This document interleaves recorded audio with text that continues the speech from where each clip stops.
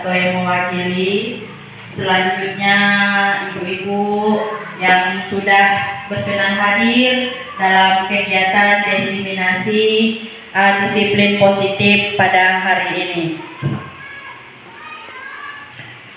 Setinggi puji sedalam syukur kita ucapkan kepada Allah Subhanahu wa Ta'ala, yang mana berkat rahmat dan hidayahnya kita masih diberikan kesehatan, diberikan kesempatan untuk hadir di ruangan ini dalam acara diseminasi budaya positif kepada Rasulullah Shallallahu Alaihi Wasallam dengan lafaz Allahumma sholli ala Sayyidina Muhammad wa ala alihi Sayyidina Muhammad. Semoga dengan seringnya kita bersalawat, kita mendapatkan syafaatnya di yaumil akhir kelak. Amin, Allahumma amin. Ibu-ibu yang dirahmati Allah, sebelum kita mulai kegiatan ini, marilah kita membacakan basmalah. Bismillahirrahmanirrahim. Semoga kegiatan ini berjalan dengan lancar. Ibu-ibu yang dirahmati Allah, hari ini adalah diseminasi budaya positif. Ini adalah sebagai tugas saya sebagai CGP Angkatan 11 Kabupaten Pelalawan di SD 005 Makmur, yaitu aksi nyata modul 1.4 diseminasi budaya positif. Ibu semua sudah melihat juga di PMM tentang budaya positif atau disiplin positif ini. Di kegiatan CGP ini kami dibina oleh Bapak fasilitator kami, yaitu Bapak Santari RM MPD, dan Ibu pengajar praktiknya Bu Fadliati SPD.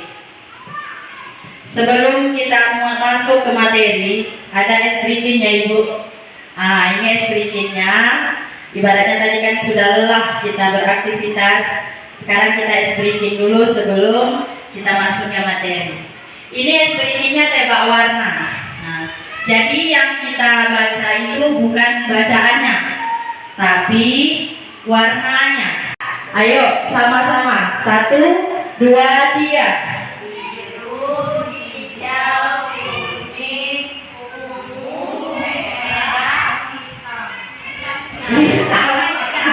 Ya, terus kuning, biru, ungu, merah, ungu, biru ya.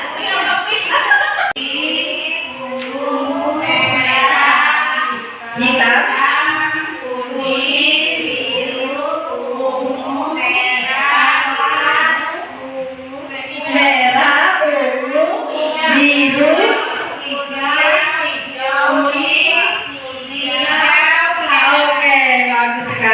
ini sebenarnya Ibu, saya pun kemarin terjebak ketika dibuat espreading ini, ya. Berarti bahwa penglihatan kita, mata kita perlu dipertanyakan, ya. Warna ini memang saya sendiri agak sulit untuk membedakan warna. Oke, Ibu semua, kita lanjut. Tujuan yang akan dicapai pada kegiatan ini yaitu dapat memahami konsep inti dari materi budaya positif serta menerapkan konsep-konsep budaya positif dalam pembelajaran dan seluruh aktivitas dalam kehidupan sehari-hari. Semoga apa yang saya sampaikan ini nanti bisa membuka wawasan kita untuk kita bisa sama-sama menerapkan budaya positif atau disiplin positif ini kepada anak-anak kita di sekolah kita ini. Perubahan paradigma belajar. Semua upaya pendidikan harus berpusat pada kepentingan siswa. Yang kedua, sistem pendidikan nasional tidak berjalan sendiri. Ketiga, teknologi mesti dimanfaatkan sebagai fasilitas pendidikan. Yang keempat, mengubah mindset birokrat. Jadi ini adalah tugas kita sebagai guru. Berarti kita itu semuanya, kita dituntut untuk bisa bagaimana pembelajaran itu berpusat kepada kepentingan siswa, terus kita sejalan dengan kepentingan nasional, dan juga memanfaatkan fasilitas pendidikan yang ada di sekolah kita. Ibaratnya kita ingin menggunakan Infokus, ya alhamdulillah di sekolah kita sudah banyak sekali Infokus yang bisa kita manfaatkan, dan sekolah kita juga sudah memiliki wifi yang bisa kita manfaatkan untuk mendownload video pembelajaran atau untuk media pembelajaran. Baiklah Ibu, kita masuk selanjutnya yaitu budaya positif. Apa sih budaya positif? Nah, nanti kita akan membahas di sini budaya positif itu. Materi budaya positif itu ada disiplin positif dan nilai-nilai kebajikan universal, teori motivasi hukuman dan penghargaan atau restitusi, keyakinan kelas, kebutuhan dasar manusia dan dunia berkualitas, restitusi atau 5 posisi kontrol, restitusi yang ketiga segitiga restitusi. Ini kan ada juga yang materi segitiga restitusi ini di PMM. Disiplin positif dan nilai-nilai kebajikan universal, yaitu yang A, disiplin positif. Makna disiplin yaitu belajar kontrol diri dengan menggali potensi dari kita sendiri agar tercapainya tujuan yang mulia, yaitu menjadi seorang yang diri kita inginkan berdasarkan nilai-nilai yang diri kita hargai. Kita yang ingin menciptakan teori motivasi, ada 3 motivasi perilaku manusia. Yang pertama itu untuk menghindari ketidaknyamanan atau hukuman. Yang kedua untuk mendapatkan imbalan atau penghargaan dari orang lain. Yang ketiga untuk menjadi orang yang mereka inginkan dan menghargai diri sendiri dengan nilai-nilai yang mereka percaya. Maksud yang pertama ini menghindari ketidaknyamanan atau hukuman. Umpamanya, aku hari ini tak terlambat lah, nanti takut dihukum, kata anak, kan berarti dia masih sifat motivasi dari dirinya, perilaku dari dirinya, dia menghindari hukuman, takut dia dihukum. Makanya dia tidak termotivasi dari dirinya sendiri, karena takut hukuman dia datang cepat. Terus untuk mendapatkan imbalan atau penghargaan, dia antusias ketika ada kita beri hadiah. Nanti siapa yang bisa jawab, Ibu beri hadiah, dia semangat. Namun hal ini dia ingin terus menerus. Jika tidak ada hadiah, dia tidak semangat dalam belajar. Yang ketiga ini menjadi orang yang mereka inginkan dan menghargai dirinya sendiri dengan nilai-nilai yang mereka percaya. Ini biasanya sifat anak yang sudah tertanam di dalam dirinya. Ada tidak ada hukuman, ada tidak ada hadiah, dia tetap seperti menjadi dirinya sendiri. Ada itu di beberapa anak yang sudah ditemui di kelas saya juga demikian. Dia tidak mau itu berupa hadiah, mau ini dia tetap di jalur diri, kepercayaan diri dia yang sudah tertanam dari jiwanya. Ada. Kita pun sebenarnya sebagai guru ada yang demikian. Ada kita yang hanya takut dengan hukuman. Ada yang kita hanya sekedar mendapatkan imbalan atau penghargaan dari orang lain.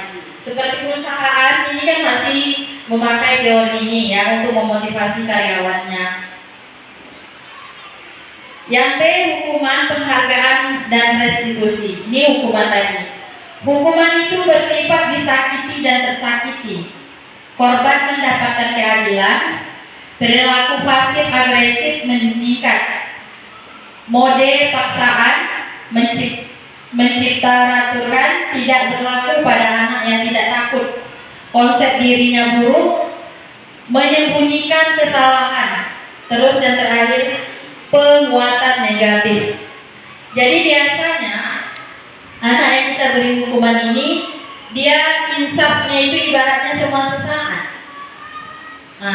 Seketika itu saja dia insafnya. Dia yang untuk selanjutnya, apalagi tipe anak yang tidak ada takutnya itu, dihukum bagaimanapun hari ini, berhenti besok dilakukan lagi. Itulah efek dari hukuman.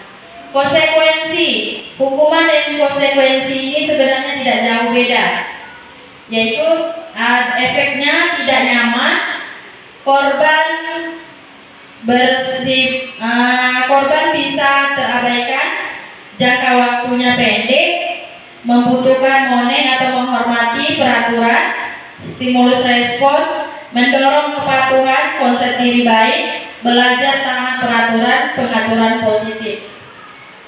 Konsekuensi ini jika kita sepakati dengan peserta didik kita, ini tidak masalah, ya. Umpama di sekolah kita memiliki aturan, kalau sekarang bukan aturan namanya, kesepakatan. Nah, kesepakatan kita dengan peserta didik, kesepakatan kita dengan orang tua dan peserta didik. Jadi ada konsekuensi yang diterima peserta didik kita. Jadi sebenarnya ini harus kita sepakati terlebih dahulu. Yang ketiga, restitusi.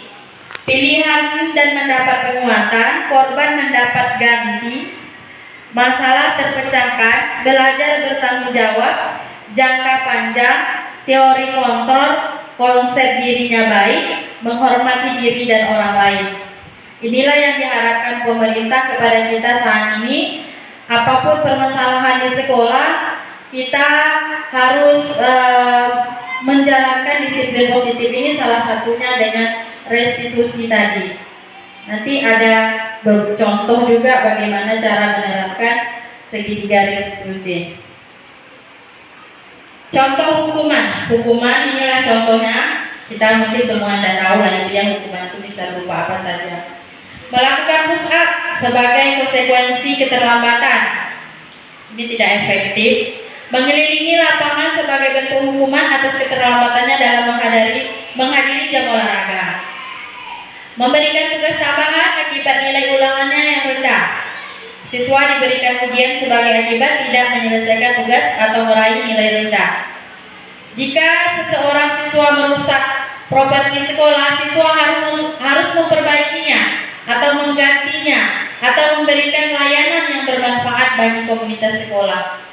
Ini kan sering kita lakukan ini ya. Ternyata ini tidak efektif. Nah, mungkin setelah ini kita bisa sama-sama merefleksi diri kita, sama-sama kita buat kembali bagaimana kebaikan untuk sekolah kita. Efek dari penghargaan, itu tadi berupa hadiah. Hukuman dengan penghargaan ini sama efeknya. Nah, jadi dia mematikan kreativitas, mengurangi ketepatan, tidak efektif, dan juga jangka pendek, sifatnya jangka pendek, terus merusak hubungan, menurunkan kualitas. Terkadang hadiah ini sepertinya kemarin awal masuk sekolah, yang anak yang bisa tertib ibu beri hadiah. Memang iya tertib, bagi hadiah. Jadi dari hadiah yang anak yang tidak mendapatkan hadiah tadi, dia agak merasa benci sama kita. Kok saya nggak dikasih sih Bu? Saya kan udah hadir ke sekolah, katanya. Saya kan udah duduk juga ini Bu. Jadi susah untuk kita mengapakan ini. Jadi anak tadi ada merasa dia terasingkan. Oke, yang keempat yaitu kebutuhan dasar manusia. Kebutuhan dasar manusia yaitu segala sesuatu yang dilakukan setiap manusia tentu mempunyai tujuan, yaitu untuk mendapatkan apa yang diinginkan. Nah, inilah kebutuhan dasar manusia. Jadi ada 5 kebutuhan dasar manusia. Yang pertama kebutuhan bertahan hidup, yang kedua kebutuhan cinta dan kasih sayang, kebutuhan untuk diterima, yang ketiga kebutuhan penguasaan, kebutuhan penguatan atas kemampuan, yang keempat kebutuhan kebebasan, kebutuhan akan pilihan, yang kelima kebutuhan kesenangan, kebutuhan untuk merasa senang. Jadi kita menghadapi anak di dalam kelas, kita dituntut untuk mengetahui dulu kebutuhan dasarnya di mana. Seperti saya di kelas itu si Ataya, anak saya Ataya itu, dia itu tidak berhenti itu, dia baik bernyanyi, baik sholawat, kadang lagi asik dia azan. Berarti dia kebutuhan dasarnya dia kesenangan. Berarti dia senang dengan lagu. Ada sekali saya, karena saya belum mempelajari ini, Ataya, coba diam nak. Saya bilang gitu kan, ketika saya suruh diam, dia tidak selesai mengerjakan. Tapi kalau dia sambil bernyanyi itu, dia sebentar aja selesai. Jadi saya siasati dia tidak didudukan dengan anak yang mudah terganggu dengan kebiasaan dia yang kadang menyanyi, yang kadang berselawat. Berarti itulah dia untuk memenuhi kebutuhan dia, kesenangan dia. Jadi seperti si Fauzan. Nah, Fauzan ini dia kebutuhan dia kasih sayang. Nah, jadi kemarin tuh saya sudah memanggil dia ketika ada permasalahan kemarin, sedikit permasalahan. Itulah bedanya ngajar di kelas 1 dan di kelas 5. Kalau di kelas 5 tersentil sedikit, dia tidak akan pernah mengadu. Tapi jangan kelas rendah, terpegang sedikit dibilang disentil. Nah, jadi ternyata setelah saya melakukan pendekatan terhadap dia, problemnya sebenarnya dari rumah, tapi tercurahkan ketika saya berbuat seperti itu kepadanya. Namun saya pun merasa rasanya bersalah kepada dia. Jika itu ibu salah kepada Fauzan, saya bilang ibu minta maaf kepada Fauzan. Tapi dia setelah saya tenangkan, dia ngomong seperti ini, ibu nggak salah bu, saya saja yang ingin melampiaskan tangisan saya, katanya. Sampai saya video itu 14 menit saya videokan dia cerita tentang keluarganya di rumah. Ternyata itu dia ingin, ibaratnya dia buat seperti itu, ingin kita perhatikan dia, ingin mendapatkan kasih sayang. Jadi itulah kebutuhan dasar manusia. Kita sebenarnya sebagai guru ini banyak PR-nya, mencari lagi kebutuhan dasarnya, ya kan? Anak 28 berarti dia 28 pula kebutuhan yang harus kita selidiki. Namun tuntutannya takkan mungkin pula kita harus maksimal, kan? Tidak, kita ini manusia, bukanlah robot, ya kan? Semampu kita lakukan. Semampu kita lakukan. Kita yang jelas sudah berupaya. Alhamdulillah yang di kelas saya itu yang super duper yang 3 orang itu alhamdulillah berangsur ke arah yang lebih baik. Setiap dia berbuat bersalah, saya panggil ke depan, apa keyakinan kelas kita yang terlupakan oleh anak ibu. Dia sudah paham itu, oh ini bu, ya udah, berarti apabila keyakinan kelas ini kita langgar, ada salah satu yang tersakiti. Oh iya bu, saya bilang gini, jika anak ibu kan di sini kesepakatan kelas kita ada mendengarkan ketika guru berbicara, saya bilang gitu.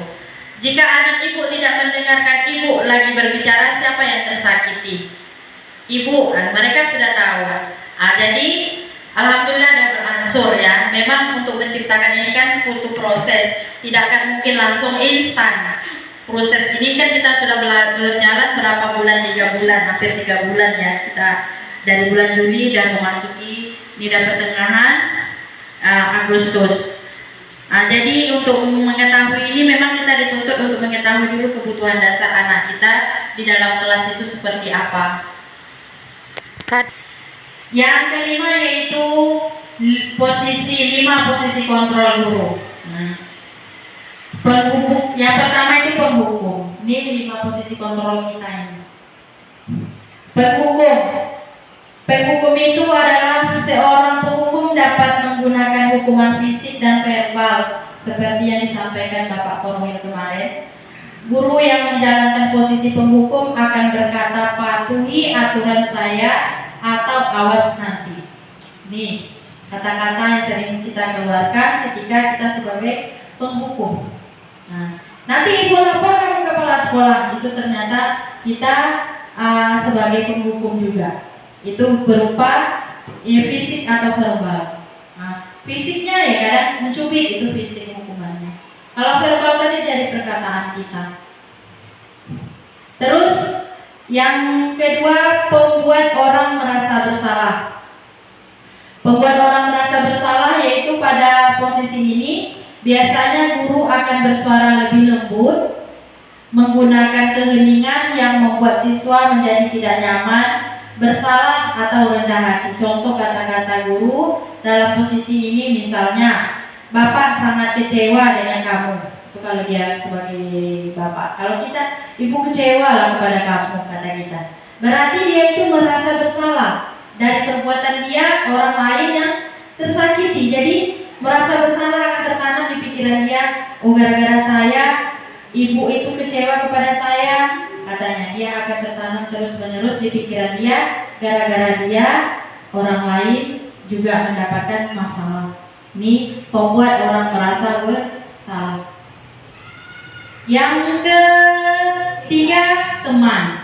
Nah, dalam posisi ini guru tidak akan menyakiti murid, tetapi akan selalu berusaha mengontrol siswa melalui persuasi.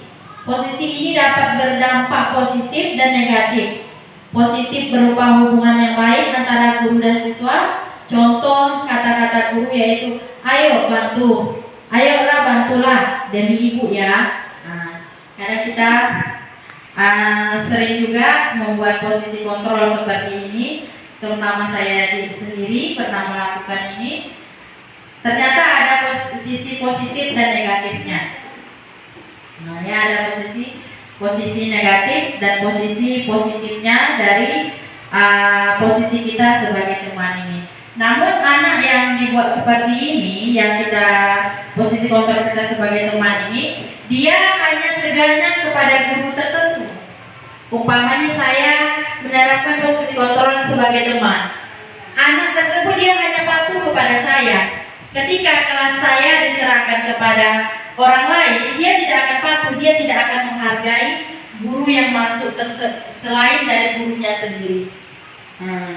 Jadi kalau kita ibaratnya anak kita berbuat seperti ini, berarti kita posisi kontrol kita adalah sebagai teman. Sama kita dia baik lakunya, tapi setelah 1 hari kita serahkan kepada orang lain, banyak masalah yang muncul di dalam kelas tersebut. Karena dia hanya menghargai gurunya tadi, karena katanya dia bisa menjadi seperti teman dia. Terus posisi kontrol yang keempat yaitu monitor atau pemantau. Posisi pemantau berdasarkan peraturan-peraturan dan konsekuensi dengan memisahkan hubungan pribadi. Pertanyaan yang biasa diajukan biasanya, peraturannya apa? Apa yang telah kamu lakukan? Jadi kan itu.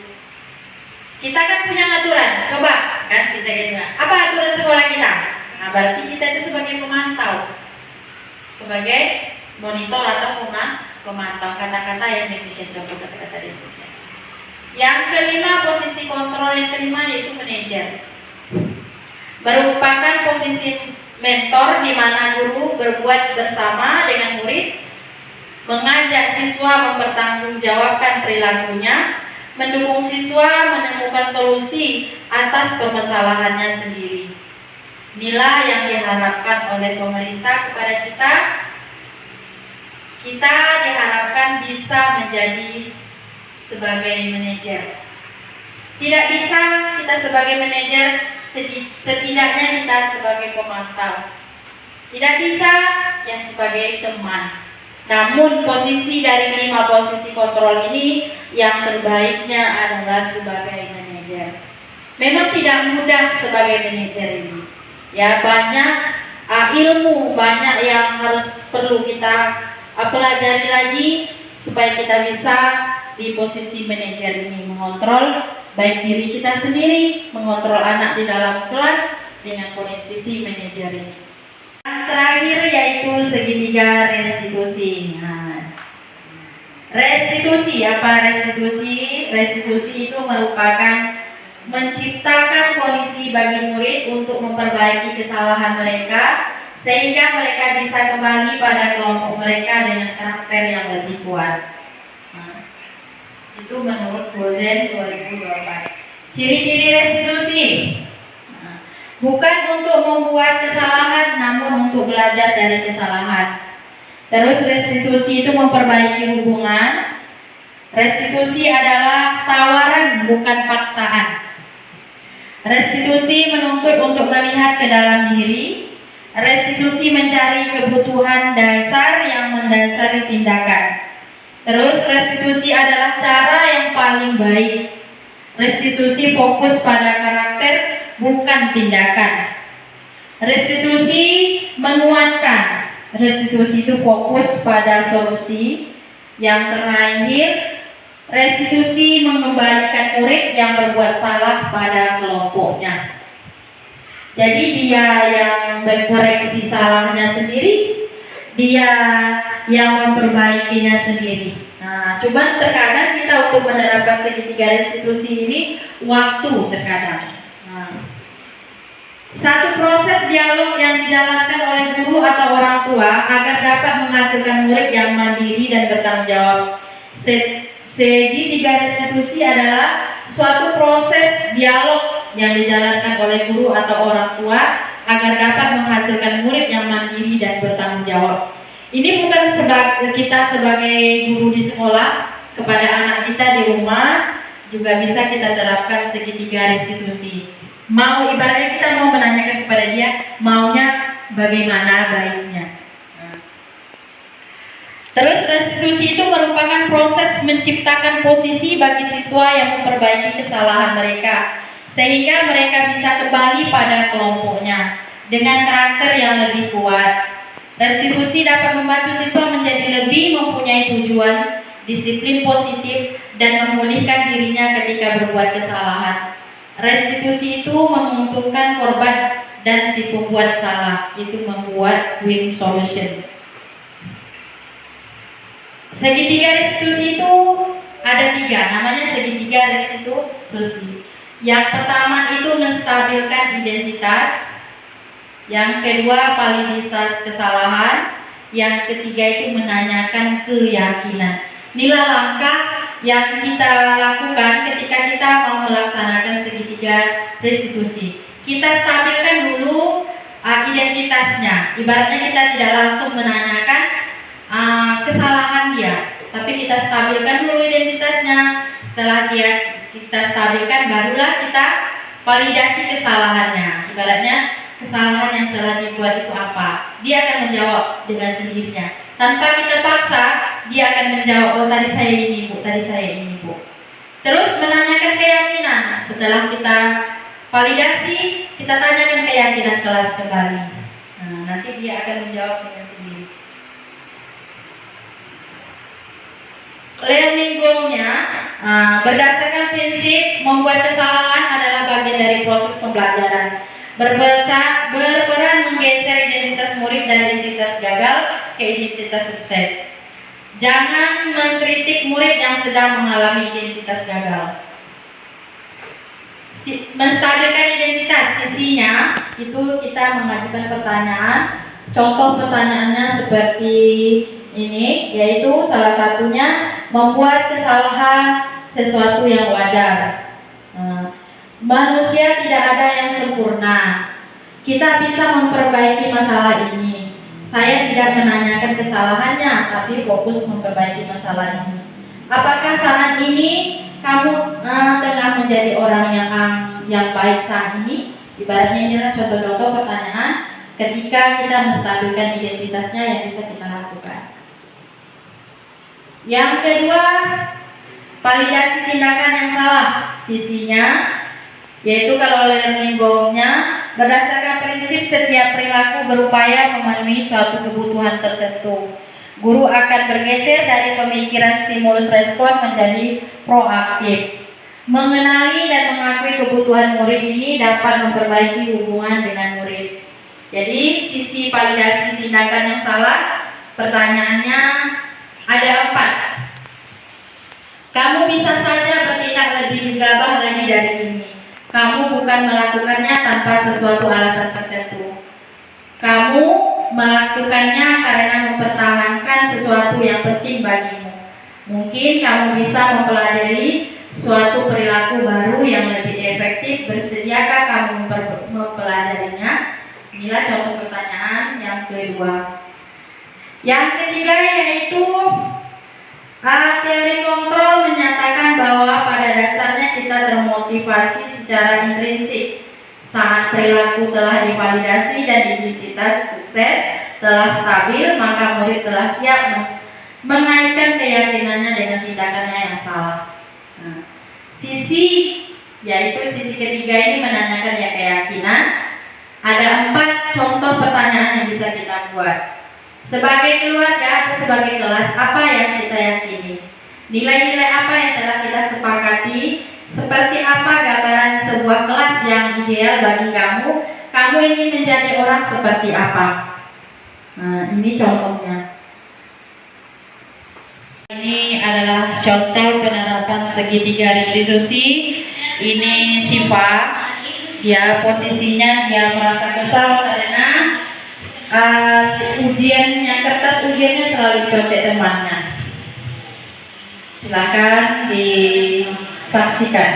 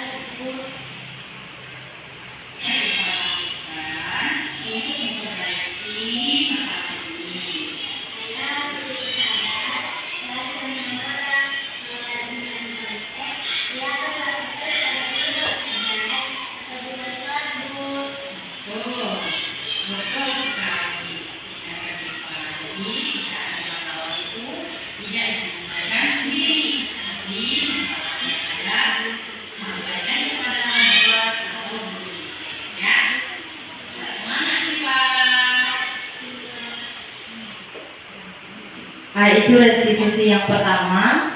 Yang ini contoh restitusi yang kedua.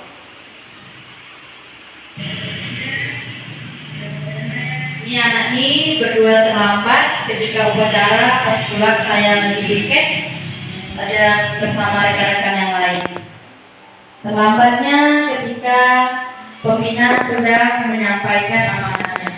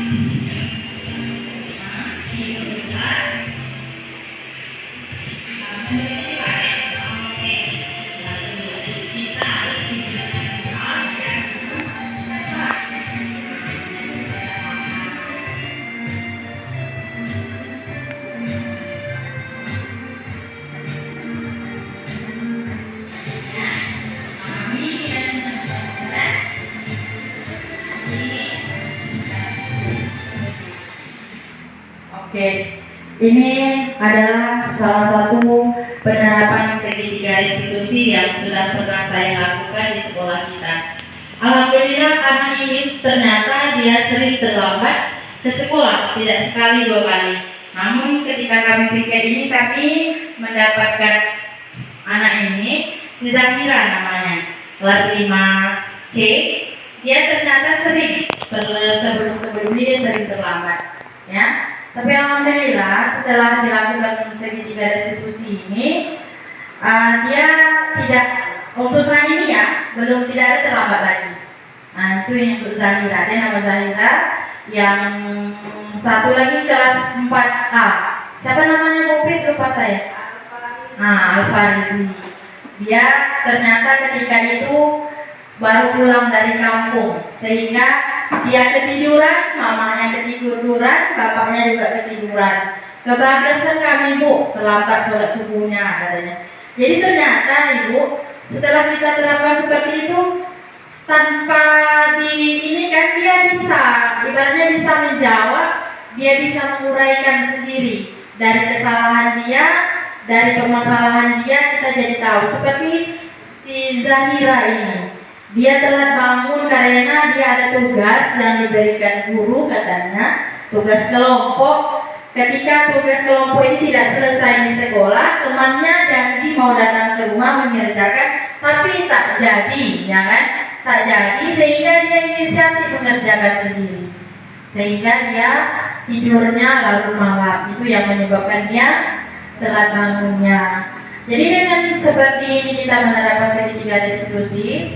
Alhamdulillah yang ini, anak yang berdua ini, kemarin saya tidak melihat lagi mereka terlambat. Dan mudah-mudahan mereka menyadari apa yang sudah mereka lakukan itu, perbuat itu adalah salah. Jadi dia sendiri yang memvalidasi kesalahannya. Kita hanya memfasilitasinya, kita hanya menanyakan, tidak ibaratnya langsung memvonis kalau perbuatan dia itu salah. Nah, inilah Bapak Ibu penerapan segitiga restitusi, tak bantu sama guru-guru yang lain nanti. Oke, Bapak Ibu ada yang bertanya, ibu-ibu yang cantik? Saya Bu, coba Bu bertanya ya Bu. Oke, bismillahirrahmanirrahim. Assalamualaikum warahmatullahi wabarakatuh. Waalaikumsalam. Di sini saya mau bertanya sedikit saja. Tadi saya melihat ada tentang penghukum. Kalau untuk masalah di sekolah ini, penghukum itu kayaknya peran kita semua ya Bu. Jadi yang di sini saya tanyakan, penghukum itu kalau kita masih melakukannya, masih memerankan di sekolah, itu kategori salah atau masih dibenarkan? Terima kasih. Terima kasih Bu Upin, pertanyaan yang luar biasa ya. Penghukum, ya tidak heran, saya pun pernah menghukum anak ya. Ketika saya rasa itu udah betul, saya hukum. Anak ini dia berbicara kotor yang tidak sewajarnya. Itu saya ingat kelas 4 waktu saya mengajari kelas 4. Tak wajar, sampai saya sendiri pun ibaratnya itu menuntut gitu kan, saking kan tidak wajarnya dia berkata seperti itu. Saya menghukum anak ini dengan menyuruh dia makan cabai 2 batang tanpa minum, karena kan perasaan saya ketika itu benar tindakan saya, ya kan. Dia sampai kepedesan, dia ngadu ke mamanya, sampai mamanya datang ke sekolah. Saya jelaskan, mamanya support, oh ibu dia nggak apa-apa lah bu, gitu kan kata dia kan. Tapi ketika itu saya anggap benar tindakan saya, ternyata itu tidak boleh. Coba ditanya sama anak itu sekarang, pasti dia akan mengingat apa yang sudah pernah saya lakukan kepada dia ketika dia kelas 4. Jadi penghukum ini memang harus kita hindarkan, harus kita sangat hindarkan sekali, karena jika kita masih menerapkan sistem hukuman ini berarti kita tadi identitas gagal. Berarti kita identitasnya gagal kalau kita masih menerapkan sistem hukuman. Setidaknya posisi kontrolnya kita abaikan yang penghukum. Nah, kita tidak bisa menjadi manajer, setidaknya kita bisa teman. Nah, kalau tidak monitor, jangan sebagai penghukum, karena efeknya sampai bila-bila dia, sampai dia akan mengingat terus apa yang sudah pernah kita lakukan terhadap dia. Kita pun pernah waktu sekolah dulu tuh pasti kita akan selalu mengingat apa yang pernah guru buat kepada kita. Walaupun mungkin ketika itu dia tidak salah, karena masanya ketika guru zaman itu ya itu masanya. Sedangkan saya ada di rumah, orang tua saya protektif, bapak saya itu jangan macam-macam. Nak main harus kerja di rumah dulu. Kalau enggak, kepanjang kayu sepanjang ini dipukulkan ke badan. Tapi memang masa itu gitu loh. Sekarang kan kita sudah mengikuti zaman, itu tadi kodrat alam, kodrat zaman. Zamannya sudah berbeda. Makanya pun pembelajaran kita tidak bisa disamakan pembelajaran kita yang dulu dengan pembelajaran kita yang sekarang. Anak sekarang beda loh Bu. Sedikit kita bandingkan, ibu dulu nggak seperti itu, pasti dia menyalah, ya kan? Dulu ya dulu, sekarangnya sekarang, pasti dia jawabnya seperti itu. Jadi nggak bisa ya Bu Pin, kita berusaha kita tidak menjadi seorang penghukum lagi. Oke, ada pertanyaan lagi? Satu lagi atau dua lagi? Terima kasih Bu atas kesempatannya. Saya mempunyai masalah di kelas nih. Nah, kita kan sebagai pendidik ini harus bekerja sama dengan orang tua. Kebetulan saya di kelas 2. Masalah yang saya hadapi, ada satu anak, memang dia mempunyai suatu kelemahan. Nah, tapi di sisi kelemahan itu, dia anaknya bijak sebetulnya. Bijak kalau ditanya yang kelas 2, polos, bicara apa adanya. Masalahnya dia jarang masuk. Untuk pengetahuannya dia kurang. Pengetahuannya kurang, tidak didukung dengan kegiatan orang tua di rumah untuk mempelajari anak belajar gitu kan.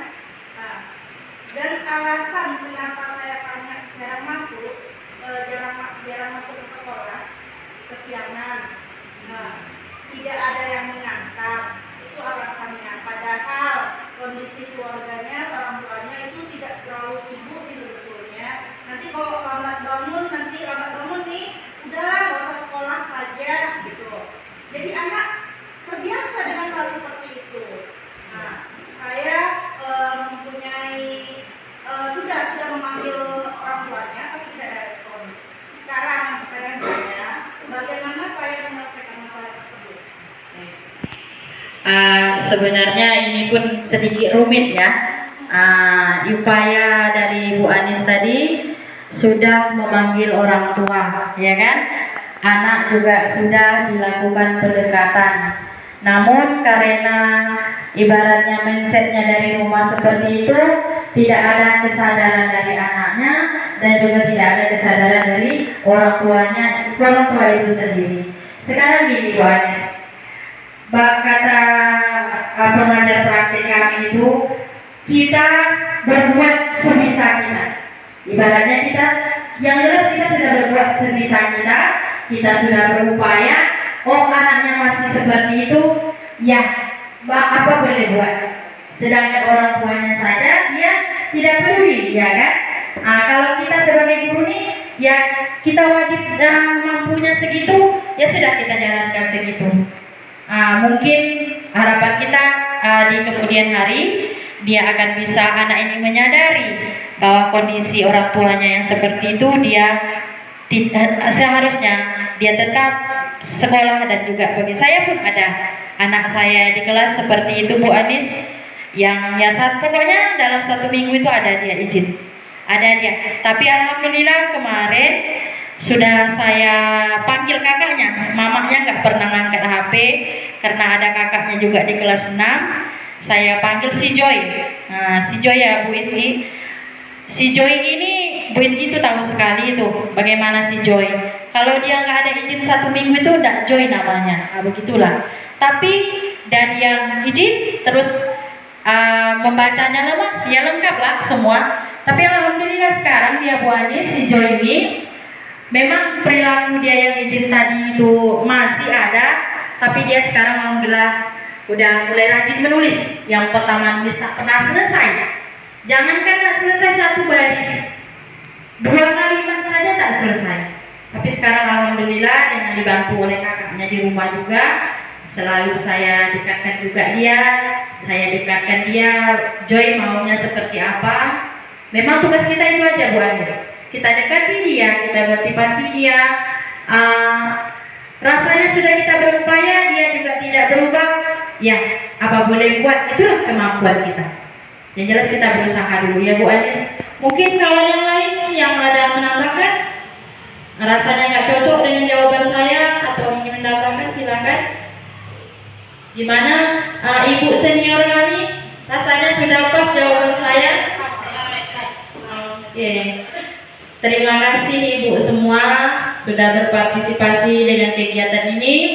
Semoga kegiatan ini diberkahi oleh Allah. Kita mendapatkan yang baiknya itu datangnya dari Allah, yang salahnya datang dari saya sendiri.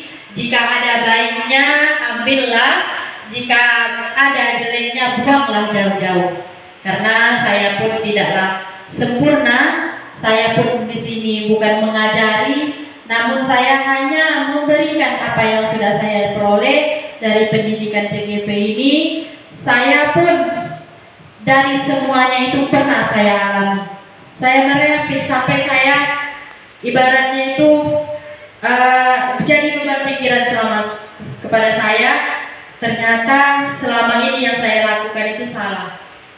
Sampai menguraikan air mata. Serius, itu tidak ini. Oh, yang saya lakukan sebenarnya ini salah, baik saya terhadap anak maupun perbuatan saya terhadap teman. Maklumlah, saya kadang berseloroh, tetapi kadang teman menanggapinya serius. Itu namanya saya sendiri. Saya pun masih belajar dan belajar. Kita sama-sama belajar. Saya tidak niat menggurui apapun. Terima kasih atas partisipasinya. Semoga dengan berkah kita bersama ini, Allah lancarkan segala urusan kita. Allah mudahkan pekerjaan kita sebagai guru dalam mencerdaskan anak bangsa ini. Amin ya rabbal alamin. Saya akhiri. Wassalamualaikum warahmatullahi wabarakatuh.